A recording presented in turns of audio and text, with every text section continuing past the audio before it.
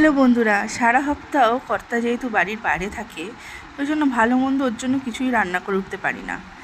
আজকে ওর জন্য সিমুয়ের পায়েস রান্না করবো, কেন আজও বাড়ি আসছে। ঘিতে ভালো করে সিমুয়ের পায়েসটা ভেজে নিচ্ছি।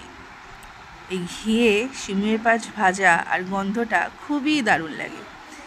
এইদিকে আমি দুধটা জাল দিতে বসিয়ে দিয়েছি, তাতে এলাচ গুঁড়ো দিয়ে দিলাম।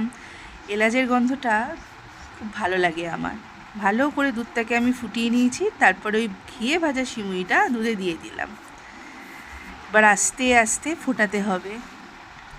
দেখুন, আস্তে আস্তে ফোটানোর পর আমি কিন্তু চিনি দিই না, আমি তাতে বাতাসা অ্যাড করি, কেন ওতে আলাদা কালারও আসে এবং মিষ্টিটাও হয়। আর বেশি মিষ্টি পায়েস আমার ভালো লাগে না। দেখুন কালারটা কেমন চেঞ্জ হয়ে গেল লাল বাতাসাটা দেওয়ার পর। এবার গুঁড়ো দুধ অ্যাড করলাম, এতে একটু ঘনত্বটা আসে। তাহলে এইভাবে আস্তে আস্তে ফোটানোর পরই আমার সিমুইয়ের পায়েস কিন্তু রেডি।